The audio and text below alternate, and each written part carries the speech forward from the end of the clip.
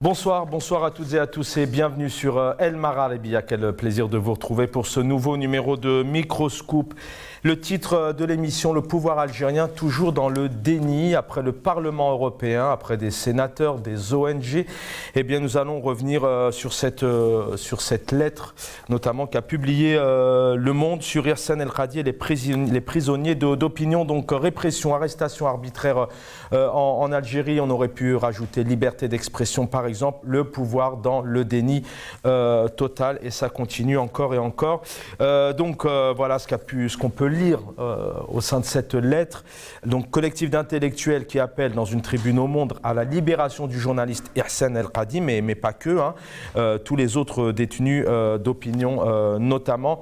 Et puis, voilà ce que dit cette lettre. Ça rappelle qu'est-ce que réellement est l'Algérie. Et on va essayer de comprendre pourquoi ce sont des personnalités, des penseurs venus des quatre coins du monde, que j'aurai le plaisir de vous citer dans quelques instants. Voilà ce qu'ils disent. Ils interpellent le président algérien pour revenir sur la définition des mots. Qu'est-ce qu'est réellement l'Algérie? Plus qu'un pays, l'Algérie est une idée entêtée de libération. 60 ans après l'indépendance de l'Algérie, cette idée continue à irradier l'espoir dans le cœur de ceux qui se battent encore contre l'oppression. Elle est la preuve, en parlant de l'Algérie, bien sûr, que la victoire sur l'injustice est possible, y compris lorsque le face-à-face paraît désespéré et démesurément disproportionné. Aujourd'hui, ce grand pays se referme comme un piège redoutable sur les opposants politiques et les citoyens qui osent rêver d'un véritable état de droit. On a beau la lire plusieurs fois, mais on est toujours ému en la relisant. Le journaliste Hirsan El Khadi est en prison parce qu'il refuse de se soumettre aux pressions de ceux qui gouvernent le pays et qui voudraient faire de lui un journaliste de contrefaçon. On reviendra sur donc cette lettre, voilà ce qu'elle définit, ce pouvoir qui est toujours dans le déni et l'ignorance totale, bien évidemment. On essaiera de comprendre aussi où sont ces chercheurs, où sont ces penseurs algériens qui pourraient peut-être eux aussi interpellés, mais quand on voit aussi que Hirsan El Khadi, 4 décennies de recherche, d'écriture, de philosophe, d'investigation, quand on voit aujourd'hui qu'il est derrière les barreaux après toutes ces années, c'est assez... on peut aussi en déterminer les réponses, mais on essaiera de comprendre pourquoi il faut tout le temps attendre effectivement l'étranger. Et puis encore une fois, un pouvoir qui est une presse qui aujourd'hui est dans le silence total. Lorsque ça va dans le sens du pouvoir, eh bien ça réagit. On reviendra notamment sur certains exemples, notamment des personnalités qui se sont exprimées ici. Et puis quand ça va pas dans le bon sens, eh bien là, c'est le silence ou c'est le déni total. Et bien évidemment, l'actualité est marquée aussi par l'un des défenseurs, puisque Hirsan El Khadi a des avocats en Algérie, mais il y a un collectif d'avocats à l'international, notamment en France. Maître Pierre Bruniceau est avec nous ce soir. Il va nous expliquer dans quelques instants pourquoi on lui a refusé son visa, puisque l'appel de Hirsan El Khadi, c'est dans quelques jours maintenant, c'est le 4 juin prochain. Eh bien, Maître Pierre Bruniceau nous expliquera ce que lui a dit l'ambassade à Paris. Il a tenté de faire une demande de visa comme tout citoyen. Eh bien, on l'a refoulé. Donc avec nous par Skype, on va le présenter tout de suite. Avocat au barreau de Paris, défenseur de Hirsan El Khadi, Maître Pierre Bruniceau, bonsoir. Bonsoir. Merci, cher maître, d'être avec nous. Va venir nous rejoindre Rachid Hassani, secrétaire national du RCD en charge de la communication. Je pense qu'il n'est pas encore avec nous.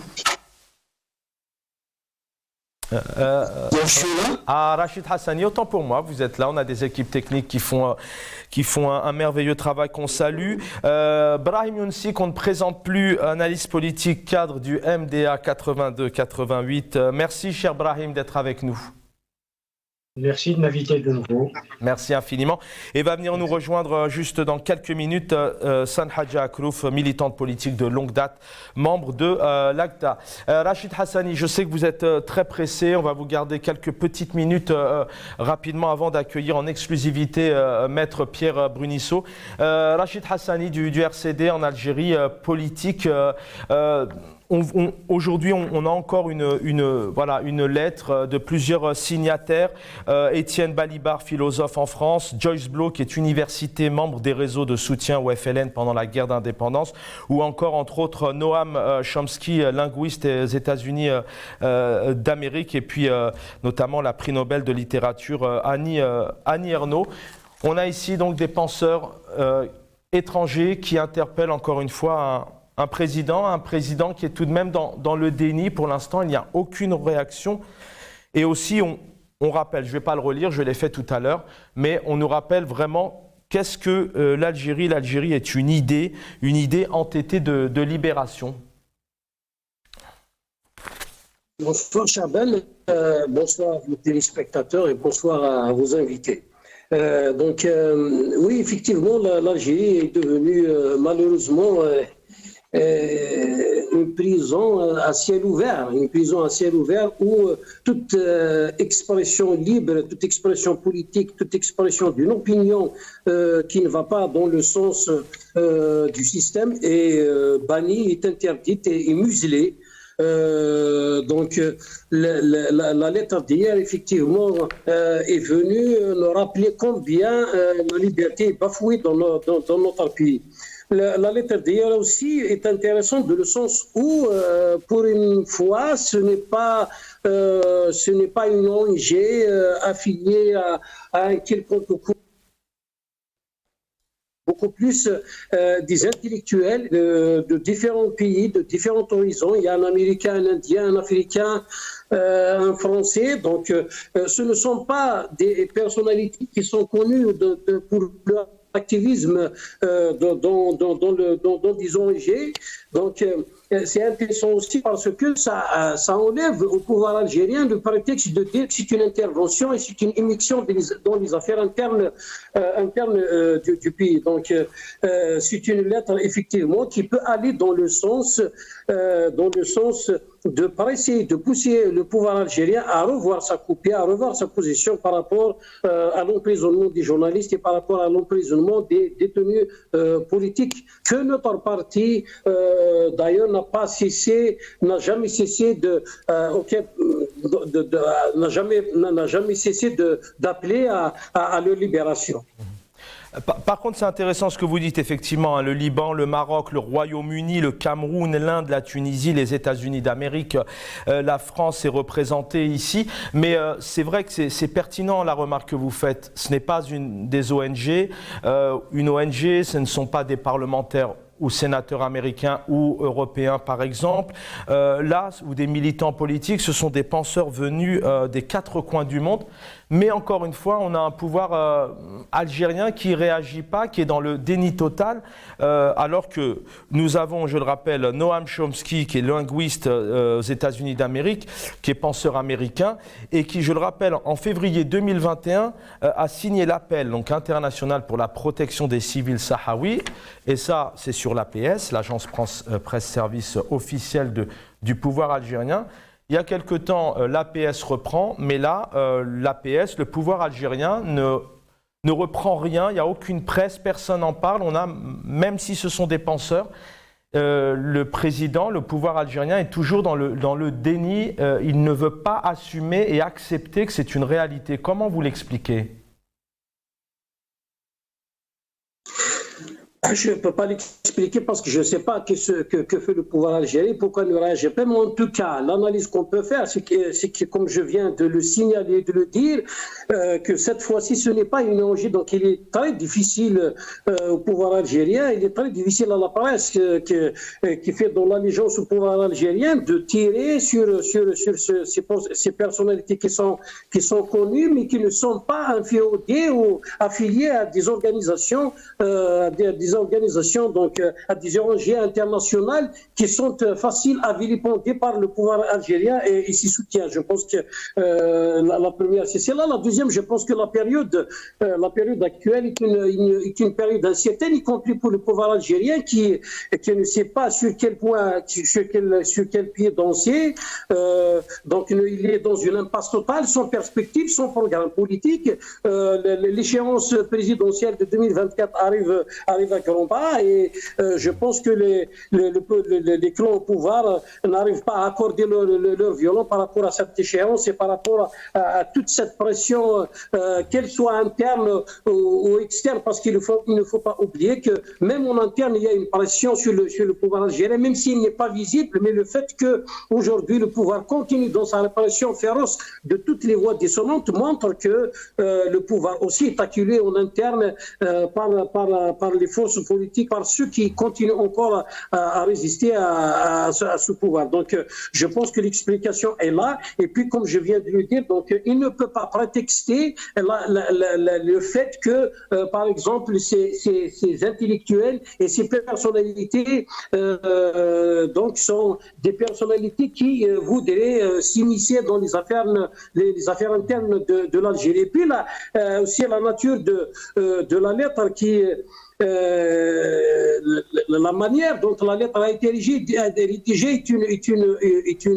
est une manière qui n'était pas trop violente et qui n'était pas trop, je ne sais pas comment l'exprimer. C'est une lettre un peu qui va dans le sens, c'est une lettre qui va dans le sens d'un apaisement. C'est vrai qu'il y a une demande instante de libération des détenus, mais les termes utilisés dans la lettre et des termes quand même qui ne sont pas très violents, qui ne sont pas très pesants donc ils sont très conciliants. Et puis y compris dans la lettre, les rédacteurs de la lettre ont fait appel à la révolution algérienne et ils paraissaient comme des gens qui sont fascinés par la révolution algérienne et qui aujourd'hui sont mécontents du fait que la révolution n'a pas pu aboutir, n'a pas pu libérer le peuple algérien pour pouvoir bénéficier des bienfaits de l'indépendance. Un dernier mot, Rachid Hassani, avant de vous libérer, parce que je sais que vous êtes pris. On peut se poser cette question tout de même, parce que c'est vrai qu'il faut attendre. Le peuple algérien aujourd'hui se trouve un peu entre deux étaux. Il faut attendre le Parlement européen, il faut attendre des penseurs, des chercheurs, des écrivains, des philosophes étrangers qui viennent du quatre coins du monde, d'ailleurs peut-être qu'ils ne se connaissent même pas. Une question un peu directe.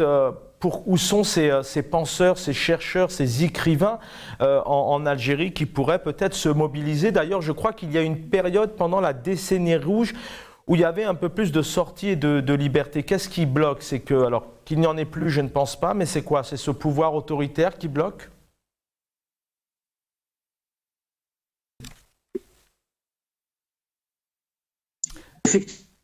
On peut l'expliquer par le fait qu'il y a une violence, qu'il y a une répression qui s'abat sur toutes les voix qui s'expriment, y compris celles des intellectuels, mais ça n'explique pas tout. Ça n'explique pas tout.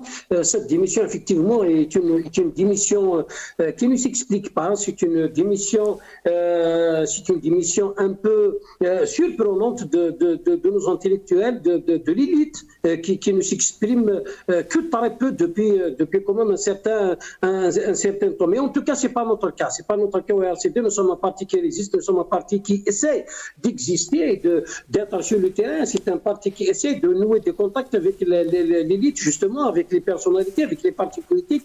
C'est un parti qui essaie d'exploiter les moindres brèches qui s'offrent pour essayer un petit peu de nouer les contacts avec la population et pour redonner de l'espoir et pour dire que effectivement, c'est possible de faire de la politique et c'est possible d'entrevoir un autre avenir pour l'Algérie que celui qui est prévu par nos pouvoirs. Donc c'est dans ce sens justement que nous sommes en train d'activer, d'être sur le terrain, d'être à l'écoute du peuple et d'essayer de semer ce message d'espoir pour essayer d'aller de l'avant. De toutes les manières, en tout cas, chez nous et au RCD, c'est pratiquement doctrinaire. Depuis longtemps, nous n'avons jamais espéré un changement qui viendrait de l'extérieur. C'est vrai que c'est des tentatives et c'est des choses, c'est des soutiens qui sont j'allais dire, qui sont importants, mais pour nous, le changement, c'est ici, pour nous, le changement, le peuple algérien, pour nous, le changement aussi dans le pays, pour nous, le changement, c'est la création d'un rapport de force pacifique politique en faveur d'un changement pacifique pour une Algérie, une autre Algérie, pour dénouer l'étau qui est en train de serrer le peuple algérien et tous les militants en Algérie. Merci Rachid Hassani, merci. Voilà, vous êtes libéré. Merci vraiment d'avoir fait l'effort de participer malgré votre emploi du temps. Et puis encore une fois, vous êtes en Algérie, on a beau le répéter, mais c'est pas facile non plus de s'exprimer puisqu'on parle d'Hissène El Kadi, mais ils sont très très nombreux, ils sont plus de 300. Merci à Maître d'être avec nous, merci d'avoir patienté. Maître Pierre Brunisso est avec nous, avocat au barreau de Paris et défenseur collectif de défense d'Hissène El Kadi. Rebonsoir Maître. Merci de m'avoir invité. Merci infiniment. Écoutez, vous allez beaucoup mieux le faire que moi. Vous êtes rendu hier donc à l'ambassade d'Algérie à Paris avec un dossier complet et une lettre de la famille d'Hissène pour aller assister et puis défendre Hissène El Kadi. Vous avez été refoulé, réponse négative. Racontez-nous. Oui, tout à fait. Je me suis présenté au consulat à Paris pour pouvoir obtenir un visa, pour pouvoir aller assurer la défense de M. El Kadi ce dimanche en appel à Alger. Et je me suis présenté avec ce dossier complet. Au moment où j'ai soumis le dossier, il n'y a pas eu de problème apparent. C'est seulement la lecture de la lettre de désignation de la famille. À ce moment-là, j'ai bien senti que l'agent se posait un certain nombre de questions. Elle est partie en référé à sa hiérarchie. Elle est ensuite revenue et m'a expliqué qu'elle n'allait pas être en mesure de pouvoir recueillir ma demande. Alors j'ai évidemment demandé pourquoi. On m'a dit que le document, en l'occurrence la lettre de désignation de la famille, n'était pas le bon document. Lorsque j'ai posé la question de savoir quel document je devais avoir, elle n'a pas été en mesure de m'apporter une réponse.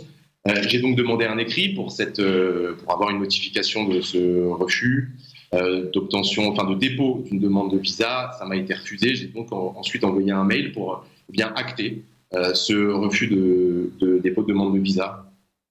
C'est-à-dire que vous êtes reparti de l'ambassade sans qu'on vous ait fait une notification officielle en disant on ne prend pas en compte votre dossier pour telle ou telle raison. Oui, c'est tout à fait ça. J'ai pas eu de raison. Au moment où j'ai posé la question de savoir quel document je devais fournir, l'agent m'a indiqué qu'elle ne savait pas, que tout simplement elle n'était pas en mesure de recueillir ma demande. J'en ai donc déduit qu'il s'agissait d'un refus. Et puis il s'agit d'un refus tout simplement, puisque le dossier était complet, j'avais tous les éléments, l'audience était prévue, j'avais la lettre de désignation, tous les documents professionnels qui sont nécessaires à une éventuelle représentation de M. El Kadi à Alger. Il existe des conventions internationales entre l'Algérie et la France permettant aux avocats algériens de venir plaider en France et aux avocats français de pouvoir venir plaider en Algérie, mais il a été totalement impossible de pouvoir déposer cette demande de visa.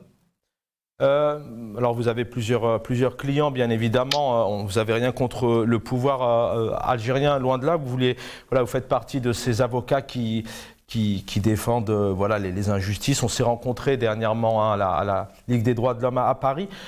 Comment vous expliquez, selon vous, ce refus? Est-ce que c'est un refus politique ou c'est vraiment un refus légal, administratif, parce que le dossier n'est pas complet? Il suffit de regarder avec un petit peu de recul ce qui s'est déroulé pour M. El Kadi depuis plusieurs mois.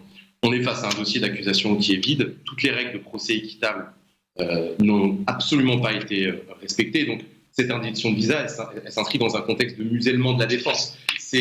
Nous ne sommes pas en mesure de pouvoir défendre M. El Kadi. Et vous savez, bien souvent, les décisions de justice, la valeur qu'on peut y attacher, c'est lorsque la défense a pu apporter tous ces éléments, a pu contredire l'accusation au maximum. Et là, on se rend compte d'une chose, c'est que la défense est empêchée. Pourquoi ? Parce que le dossier d'accusation est vide.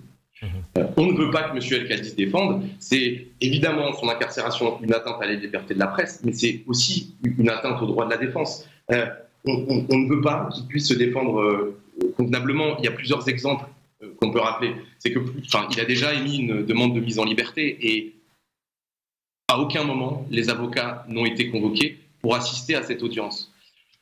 Au moment de son procès en première instance, on lui a proposé une visioconférence dans un procès dans lequel il encourait de la prison ferme. Et je le répète encore une fois, le dossier d'accusation est vide. Donc c'est évidemment dans un contexte politique. Il ne s'agit plus de justice pénale ici. Toutes les règles basiques de procès équitable qui sont prévus par les conventions internationales et les différents traités signés et ratifiés par l'Algérie ne sont pas respectés. Donc c'est évidemment une décision politique. On ne veut pas que M. El Kadi puisse se défendre. On souhaite le huis clos, le silence et une condamnation en chuchotement. Vous avez selon vous, qu'est-ce qui explique peut-être avoir un peu de la hauteur en tant que défenseur, en tant qu'avocat, qu'est-ce qui explique un peu le comportement que vous avez pu vivre hier? C'est quoi? C'est parce que ces régimes ont peur de voir, on posera d'ailleurs la même question à Brahim Younsi dans quelques instants, mais peut-être avant de vous libérer, selon vous, qu'est-ce qui explique ces régimes à faire de la sorte? Je pense qu'on ne souhaite pas mettre la lumière sur le procès de M. El Kadi. Aujourd'hui, on peut voir qu'il y a un engouement international pour son affaire et d'une certaine manière, le procès de M. El Kadi devient presque allégorique des différents détenus d'opinion en Algérie, des différents journalistes, des militants des droits humains qui sont incarcérés. On souhaite le huis clos, on souhaite le silence pour éviter d'avoir peut-être la lumière d'un point de vue international durant cette audience. Mais je pense que, voilà, vous évoquiez précédemment cette tribune merveilleuse qui a été signée par un nombre de personnalités de renommée internationale. Je pense que ce dimanche, le monde entier regardera cette terre de résistance qu'est l'Algérie, et notamment Alger, et notamment le procès de M. El Kadi. Je peux vous garder encore quelques minutes, maître ? Bien sûr. Merci. Brahim Younsi est avec nous. Merci, cher Brahim Younsi. D'abord, vous avez été très longtemps journaliste.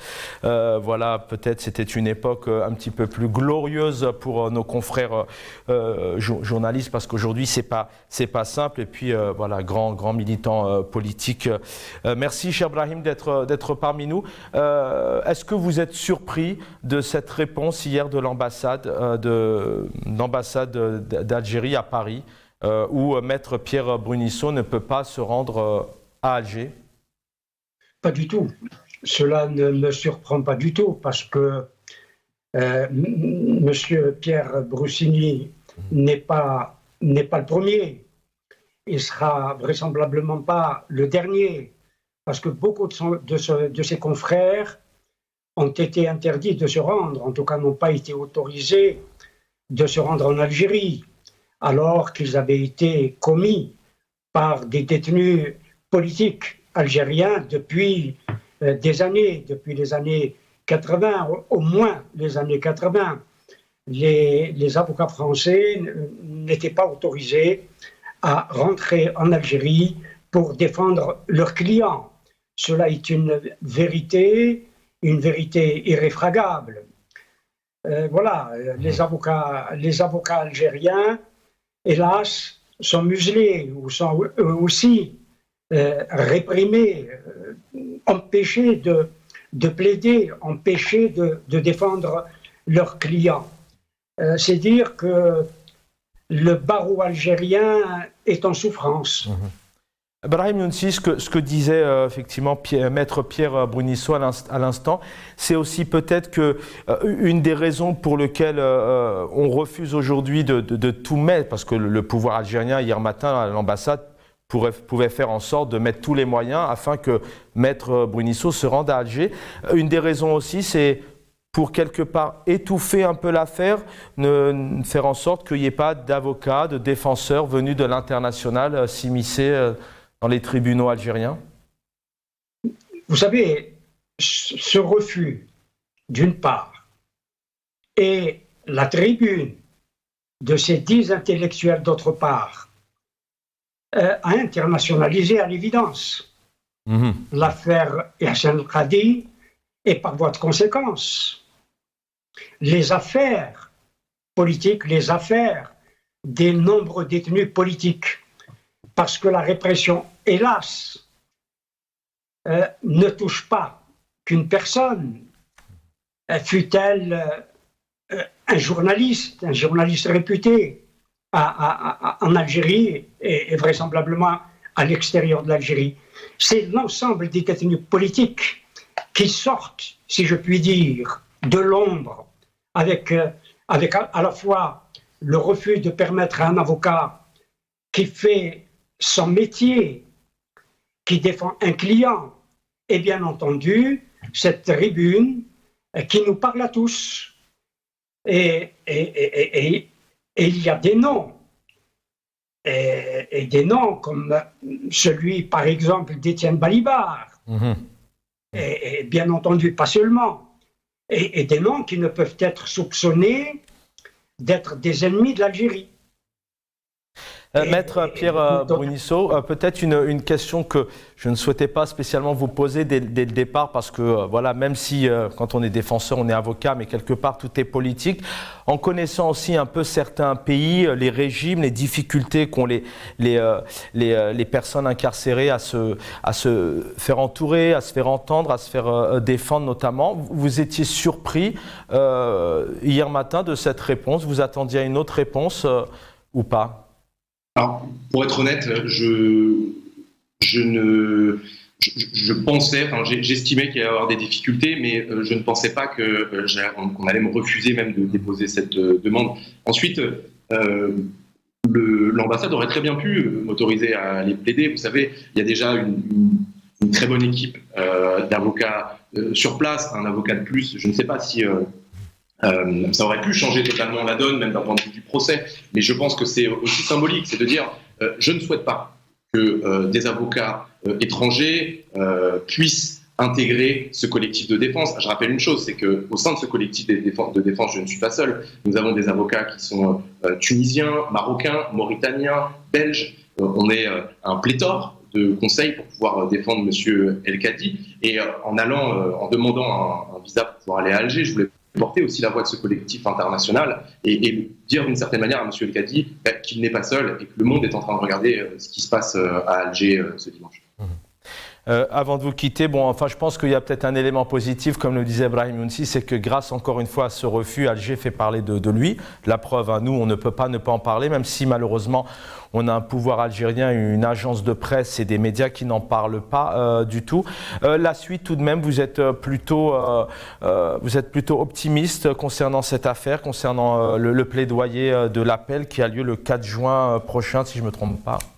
Tout à fait, le 4 juin, c'est très difficile de pouvoir vous dire si on est pessimiste ou optimiste. On est optimiste en voyant l'engouement à l'international, l'engouement qui a pris autour de l'affaire de M. El Kadi. En revanche, on est extrêmement inquiet. On est extrêmement inquiet par rapport à ce procès, dans un dossier où on a très peu de charges. On est aussi inquiet par rapport aux dizaines de prisonniers politiques, détenus d'opinion, journalistes, militants des droits humains qui sont incarcérés en ce moment en Algérie. Donc, nous avançons confiants vers ce procès, mais nous restons tout de même inquiets par rapport à la situation. Et vu ce refus, il y a un impact quand même de toutes ces ONG, ces avocats, défenseurs à l'international qui essayent de plaider contre des détenus, parce qu'effectivement il y a Hassan El Kadi, mais quand on parle de l'affaire Hassan El Kadi, c'est aussi, on pense à tous ces détenus, notamment en Algérie, mais pour l'Algérie, le travail que vous faites, il y a quand même un impact. Il y a une force, il y a un réel pouvoir? Oui, moi j'ai le sentiment qu'il y a un engouement, les gens en parlent de plus en plus, et vous savez, pour nous, même d'un point de vue extérieur, l'Algérie est une terre de résistance. Elle est un champ où beaucoup de penseurs de la Révolution ont pu se baser pendant des années, ont pu réfléchir, ont pu écrire. Pour nous, nous voyons l'Algérie avec aussi beaucoup d'admiration par rapport à son histoire. Et lorsque nous voyons ce qui se passe en ce moment, eh bien, nous sommes extrêmement inquiets, mais nous nous disons que cet engouement est peut-être le renouveau de quelque chose. Maître Pierre Brunisso, merci d'avoir été avec nous, c'est peut-être pas le mot pour vous, le courage, mais en tout cas, merci d'avoir réagi suite à ce refus. Je rappelle, vous êtes l'un des avocats à l'international défenseur de Hassan El Kadi, et hier matin, donc, l'ambassade à Paris d'Algérie vous a dit non, vous n'y allez pas, le dossier n'est pas complet, mais on a compris que s'il voulait le faire, il l'aurait fait. Va venir nous rejoindre Sanhadja Akrouf. Est-ce que Sanhadja est avec nous? Voilà, Sanhadja Akrouf va venir nous rejoindre. Brahim Younsi est avec nous. J'aimerais revenir avec vous un peu sur cette tribune que vous avez lue.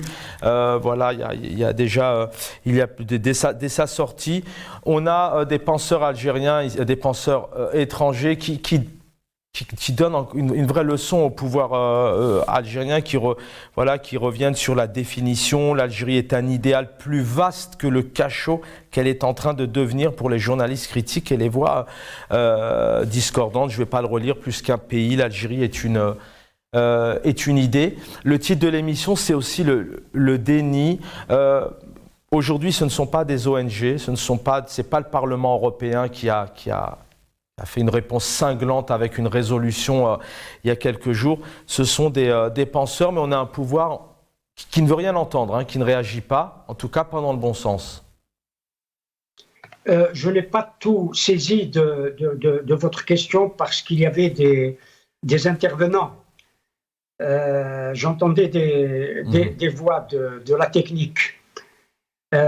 Si vous voulez bien juste vous dire rapidement en fait que là ce ne sont pas des ONG, ce ne sont pas des ONG ou des parlementaires européens, ce n'est pas une résolution, ce sont des penseurs, des philosophes, des chercheurs venus des quatre coins du monde. Et encore une fois, on a un pouvoir qui n'arrive pas à lire, en tout cas à l'heure actuelle, c'est le déni total, c'est le silence total qui ne veut pas assumer à un moment donné et dire effectivement il va falloir changer. C'est la raison pour laquelle cette tribune est d'une extrême importance. Parce que les signataires sont des signataires qui sont proches de l'Algérie. En tout cas, certains d'entre eux se sont engagés pour la libération de l'Algérie.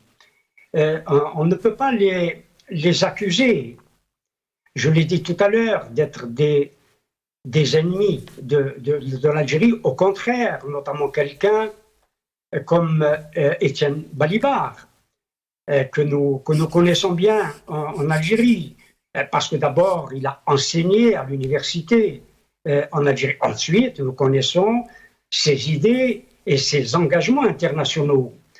C'est quelqu'un qui est très proche des pays que l'on appelle les pays du tiers-monde en particulier, et c'est quelqu'un qui défend les causes justes, comme la cause palestinienne, par exemple.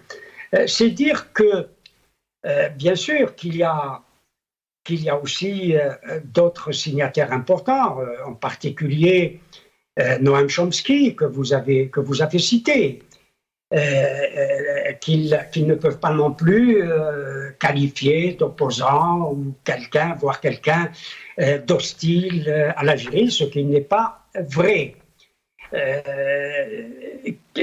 Cette tribune met en cause l'état-violence, met en cause la répression qui touche des journalistes, dont Ihsan Qadi en est devenu le représentant ou le symbole, mais l'ensemble des journalistes qui croupissent en prison, mais aussi l'ensemble des détenus politiques qui sont également en prison et que le pouvoir maltraite.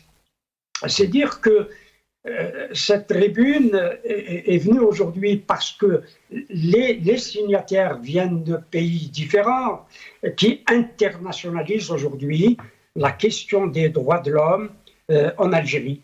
Le régime doit absolument réfléchir aujourd'hui deux fois pour mettre des journalistes notamment et puis des politiques, des gens qui expriment des opinions en prison. Et il doit absolument régler cette question et malheureusement, des détenus politiques. Malheureusement, ce n'est pas le cas. On a eu l'occasion. Restez avec nous, Brahim Younsi. On a eu l'occasion de rediffuser effectivement des extraits du président algérien qui nous dit « Je suis avec la liberté de la presse », 8000 journalistes, 180 quotidiens, médias, etc. Tout le monde peut tout dire, tout critiquer.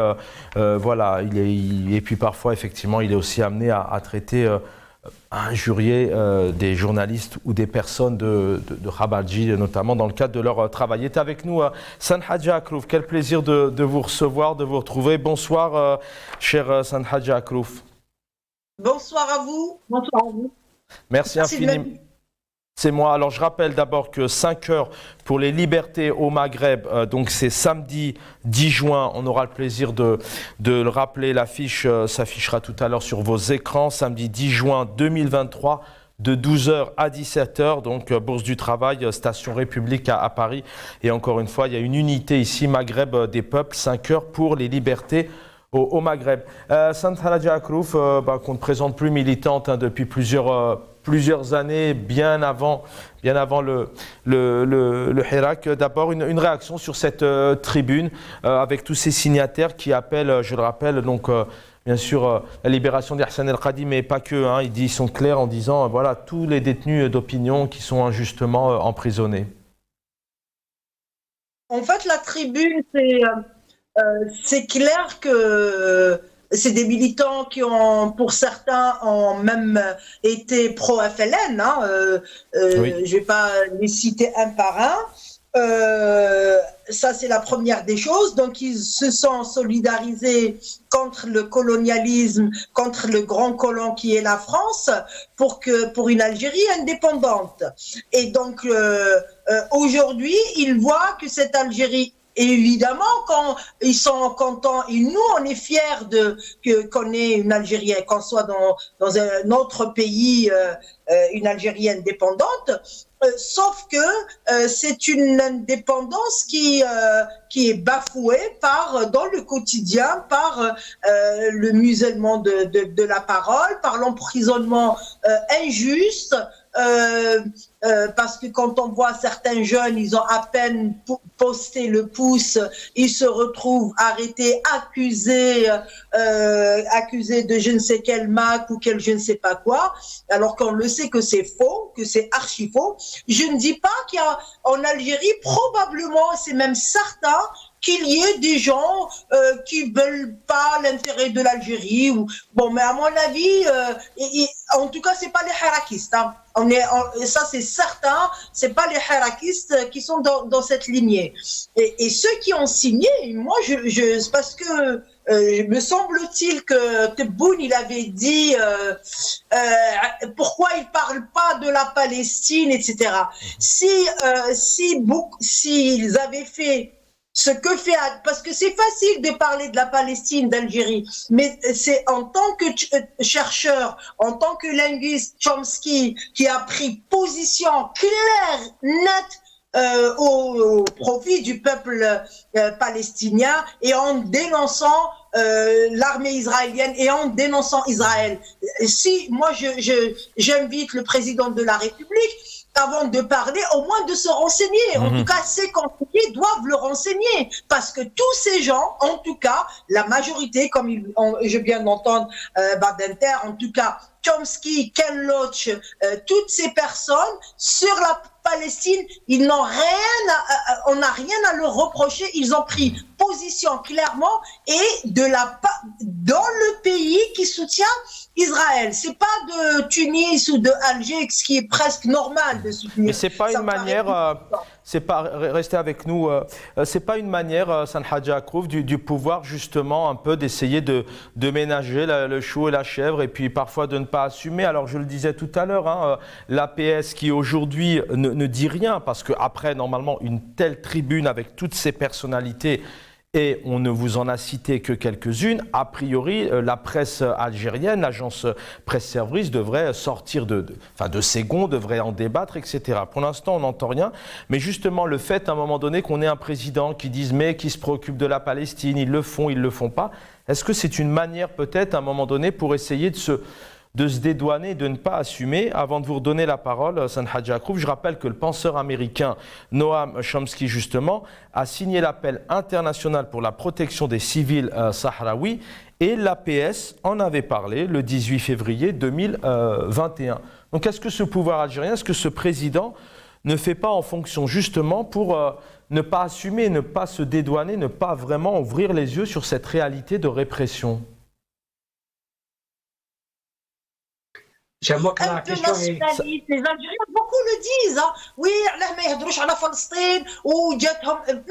non, le 2 poids 2 mesures, qui est révoltant. Moi, je suis la première militante de la cause palestinienne, de toutes les causes contre l'islamophobie, contre le racisme. Je suis bien placée pour reprocher à certains de ne pas se positionner. En tout cas, pas ceux qui sont signataires. Et le président joue avec les sentiments des Algériens. Oui,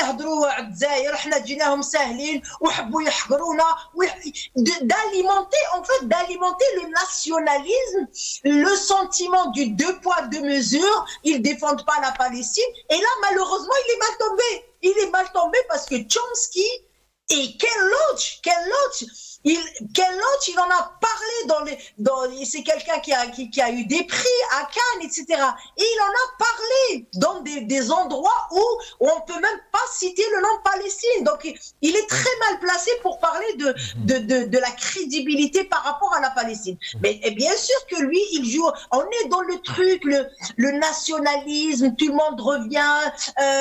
Il Maghreb, le Maroc, et ce sentiment, ça nourrit beaucoup de gens qui malheureusement, il y en a beaucoup qui connaissent pas Chomsky, qui connaissent pas Ken Loach, etc. Parce que malheureusement, la culture, elle est limitée chez nous, grosso modo. Et la culture du Facebook et la culture du TikTok ne parlent pas de gens qui défendent la Palestine comme Chomsky et comme Ken Loach. Malheureusement, sur TikTok, on va trouver Nabila, je ne sais pas, les Shirat Sabat, les Shirat Roba Hamra, mais on parle pas de ces gens. Et donc, les gens ne les connaissent pas. Et le président joue sur ce sentiment de nationalisme qui peut marcher, en tout cas dans le moment, quoi.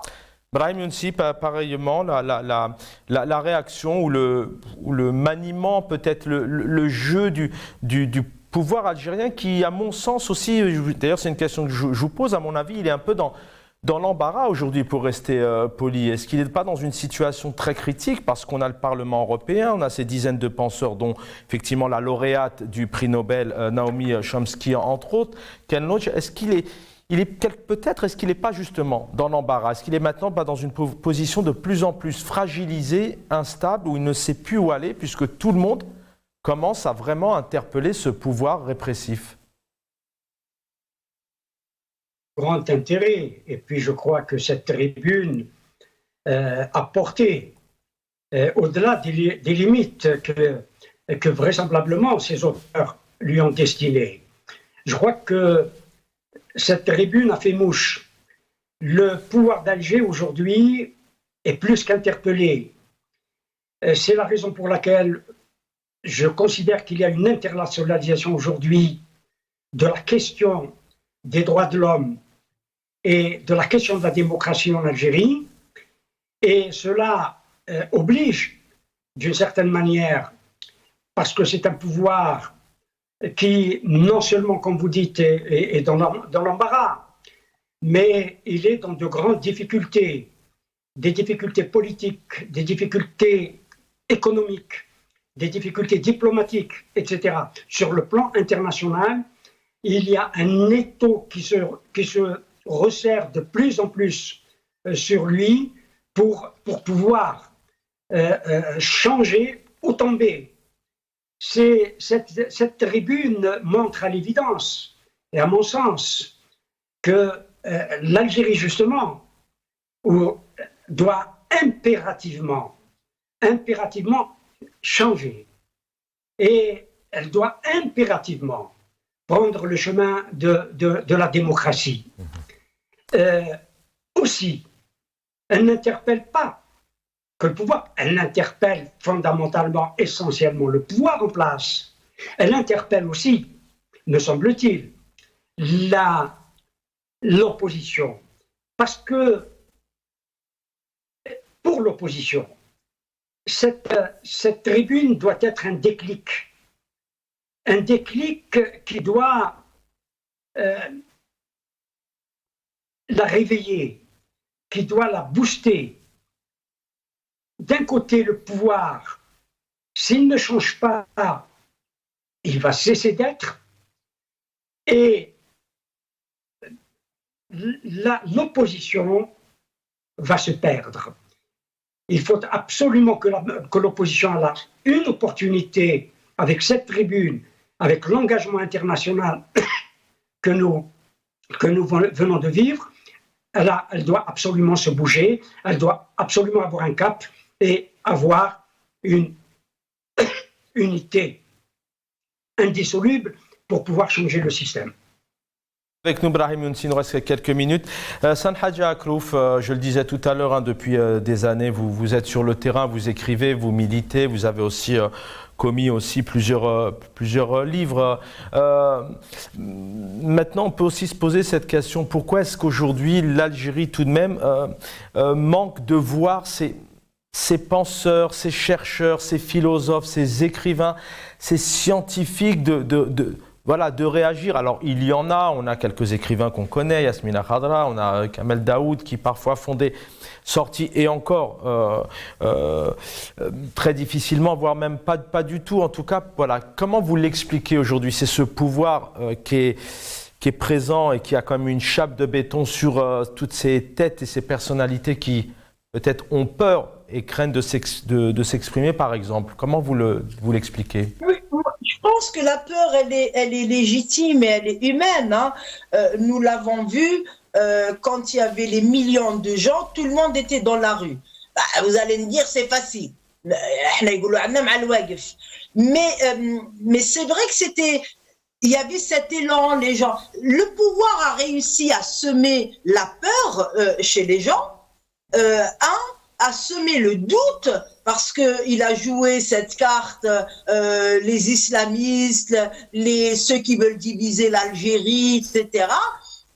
Ça a marché pour certains. Pour certains, c'est la peur. Alors, ils se disent, attends, il n'y a pas de projet, il n'y a pas un parti en face, il n'y a pas pour lequel on se bat pour arriver et faire partir ce pouvoir. Donc, on attend de voir. Il y a ceux qui disent Allahumma hadou, moi je connais la classe moyenne, notamment un peu ce qu'on appelle la chichi, les bobos, ils te disent Allahumma hadou, au moins on peut aller à la plage et manger les brochettes Fidel Ibrahim ou la Pepe Staweli, quoi.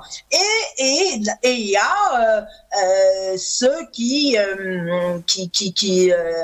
sont quand même assez terrorisés de pas pouvoir rentrer. Il y en a beaucoup qui sont d'accord avec nous, mais qui ont peur de pas rentrer, enterrer les leurs, et on l'a vu. On a vu combien de militants du Hirak n'a pas pu rentrer dans son pays pour enterrer sa mère et son père, alors qu'ils n'ont rien fait. C'est juste qu'ils étaient Hirakis, etc. Donc la terreur, ça marche. Ça a marché pendant la Deuxième Guerre en Espagne par Franco,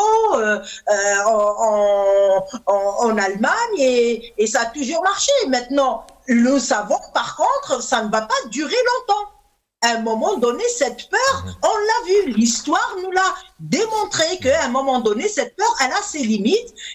Et moi, je crains que ce pouvoir, s'il ne lâche pas, s'il n'est pas un minimum intelligent, ça risque d'être pire que ce qu'il a prévu. C'est-à-dire bâillonner, fermer tous les journaux, etc. À un moment donné, le retour du bâton, il risque de faire mal. Je ne le souhaite pas. Moi, je souhaite qu'on reste dans la Silmia, mais nous, à la limite, on n'aura plus le droit au chapitre. Nous, qui sommes pour la Silmia, pour un projet...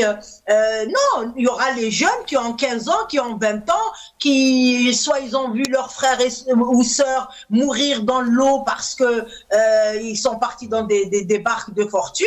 Et là, la réponse, elle va être autre que celle des militants du Hirak. Merci Sanhaja Akrouf d'avoir été avec nous. Brahim Younsi, le mot de la fin, vous en faites partie à l'étranger, un peu de ces gens qui écrivent, qui pensent, qui réfléchissent. Voilà une réaction un peu, comment on peut expliquer aujourd'hui qu'on n'a pas encore l'occasion de voir des tribunes et des grands penseurs algériens se réunir? Oh, ça viendra un jour, comme cela est venu à l'époque coloniale. Il me semble, en tout cas sur cette question, une question des droits de l'homme, du respect des droits de l'homme. il me semble qu'il est extrêmement important de ne pas la privatiser. La privatisation de cette question est dangereuse pour l'opposition, pour l'Algérie. Il faut absolument que la répression, parce que la répression frappe tout le monde. Et je suis certain, bien que ne le connaissant pas personnellement, Qadi Ihsan inscrit la question des droits de l'homme, la question de la démocratie, pour l'avoir lu, dans une approche systémique. Cette question des droits de l'homme, la question de la démocratie doit être inscrite dans une approche systémique. Merci. Elle n'est pas l'espace privé de quelques-uns. Elle touche l'ensemble des strates de la société, l'ensemble de l'arc politique et idéologique.